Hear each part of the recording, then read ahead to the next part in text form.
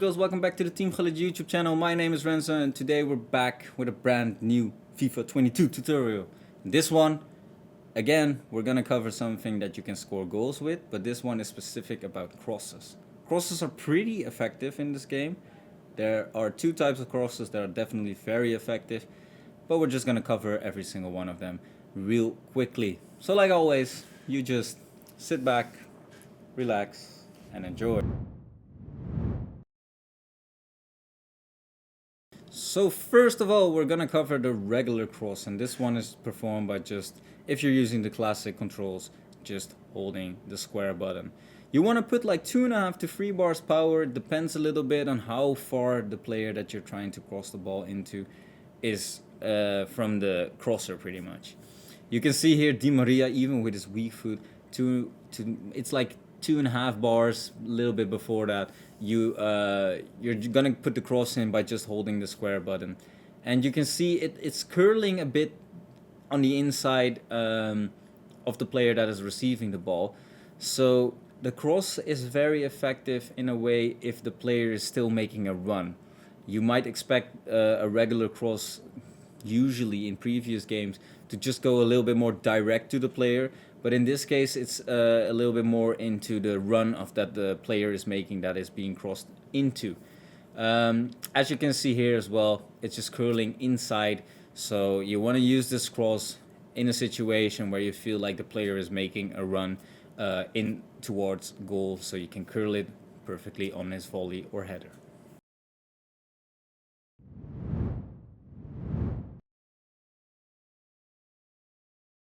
But last year the early cross was very effective, and this year, like you saw in the previous example as well, early crossing is pretty good, but usually you want to perform an early cross by holding R1 as well whilst you're holding the square button. So that's what you're doing in this situation. If your player, if your striker, if you feel like he's gonna get a little bit in front of the defender that's guarding him, you want to put the early cross in. 2.5 to 3 bars of power, depending again on how far out the player is, should do it, and it's a pretty effective way to get a good cross in, especially if your striker is faster than the opposition. You can mix these by double tapping the square button even while holding R1, and then you get a driven early cross, so it gets played through the ground. But the early cross is definitely one of the most effective ways of scoring if you're down on the wing and the player is making a run.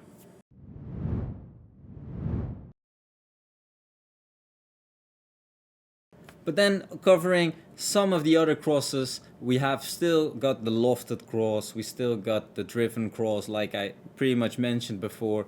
And these crosses are effective, but we feel not as effective. Like you can see here, the driven cross was actually good in this situation because, like we mentioned earlier, in the early crosses, the player is making a run. An early cross, a regular early cross would have probably done the same. Maybe the goalkeeper got into it. So just experiment with this R1 cross or R1 double tap cross. But the lofted cross, it's up for debate. I feel back post crosses, L1 cross, the lofted cross is pretty good. Like you can see in this example, this cross was performed by holding L1 as well as using the square button to get the power up.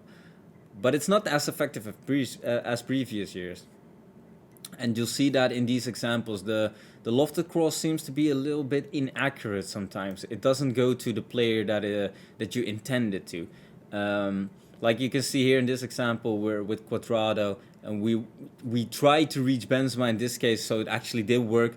But like you can see the header, it's not that great. It's just not the right feeling of the game. But here we try to reach Benzema again, and it goes to Vinicius. But with player locking, this does actually work. So if you're pretty advanced in the game and you can master player lock already, we'll definitely have another tutorial on that coming up soon. But if you want to know how player lock works, we still have a video up on FIFA 21 covering player lock, and it hasn't really been changed. But if you have a player lock opportunity, you want to drag him to the back post, put an L1 cross in, and then the lofted crosses are pretty effective. But anyway, new video coming tonight as well, covering the first formation guide And I'm pretty excited for this, and I'm pretty excited for the coming weeks because you guys be seeing me a lot of times. Anyway, see you guys in the next video. Ciao, ciao.